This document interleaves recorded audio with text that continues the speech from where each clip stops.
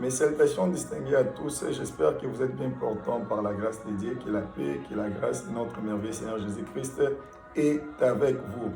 N'oubliez pas de vous abonner sur ma chaîne YouTube Shadrach Mabila. Aujourd'hui, par la grâce de Dieu, j'aimerais que l'on puisse parler de la jalousie. La jalousie et la sorcellerie vont de pair. La jalousie fera en sorte que tu sois un instrument entre les mains du diable pour détruire des vies. Combien de gens ont empoisonné d'autres personnes à cause de la jalousie? Combien de gens ont tué leurs frères à cause de la jalousie? Il a eu du mal à supporter le succès de son frère. Il a eu du mal à supporter la bénédiction de son frère. La jalousie en fait en sorte qu'il puisse faire du mal à son frère. La parole de Dieu est remplie de beaucoup d'exemples des cas de la jalousie. Les premiers meurtres qui ont été commis à l'humanité étaient dits à cause de la jalousie. Si Caïn a tué son frère Abel, c'était à cause de la jalousie. Si Corée, Dathan, Abiram se sont révoltés contre l'autorité de Moïse et d'Aaron devant le peuple d'Israël, c'était à cause de la jalousie. Si le roi Saoul a voulu tuer les jeunes David, c'est à cause de la jalousie. Si les frères de Joseph ont vendu Joseph, c'est à cause de la jalousie. Si les principaux sacrificateurs, les Juifs de l'époque, ont livré Jésus-Christ pour être tué, c'est à cause de la jalousie. Si les principaux sacrificateurs, les Juifs de l'époque, ont livré les apôtres, c'est à cause de la jalousie. Si Dieu a chassé Satan, c'est à cause de la jalousie. Donc la jalousie est très mauvaise. La jalousie cause de grands dégâts. La jalousie détruit les relations interpersonnelles. Combien de relations sont détruites à cause de la jalousie? La jalousie détruit les relations familiales.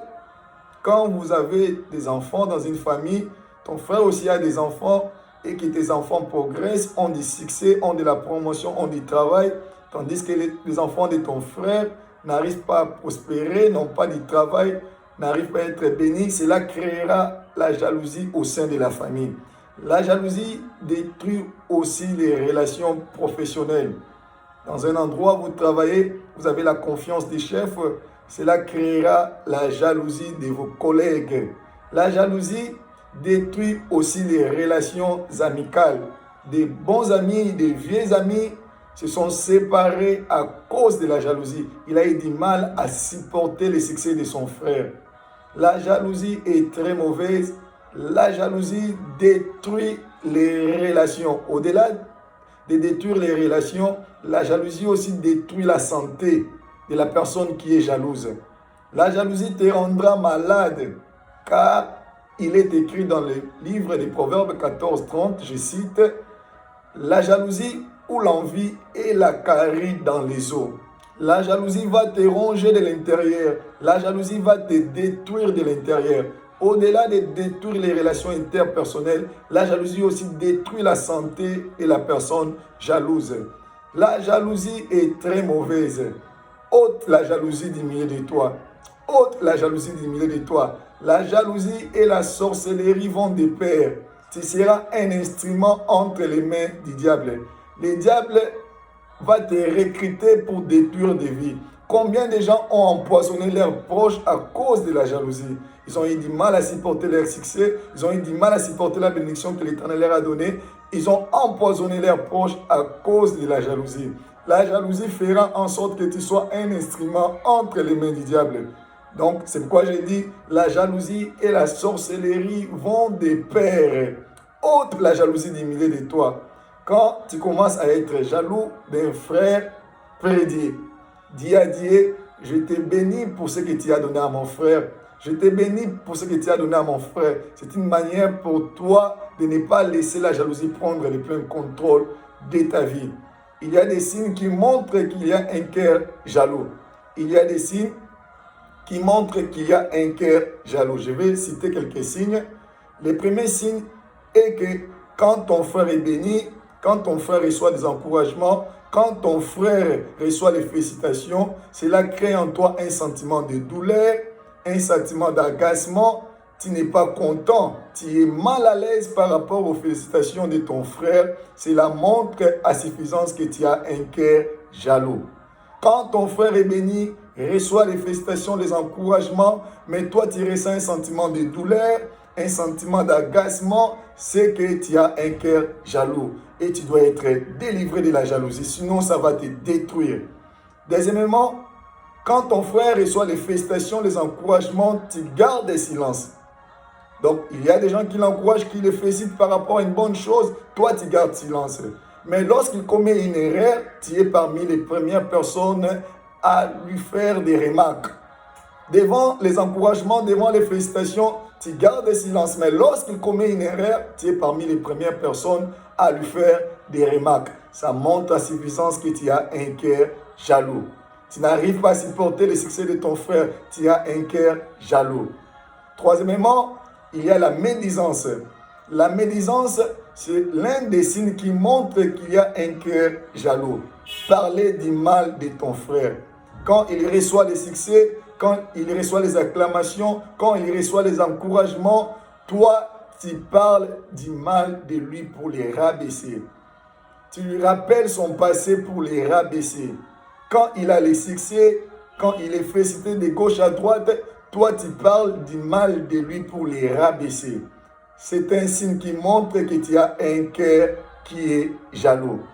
Et puis, quatrièmement, c'est l'exemple où la parole de Dieu nous parle de Barnabas et Paul qui vont arriver au niveau d'Antioche. La Bible nous dit ceci, quand ils sont arrivés au niveau d'Antioche, les jours du sabbat, ils vont aller prêcher la parole de Dieu, presque toute la ville était là.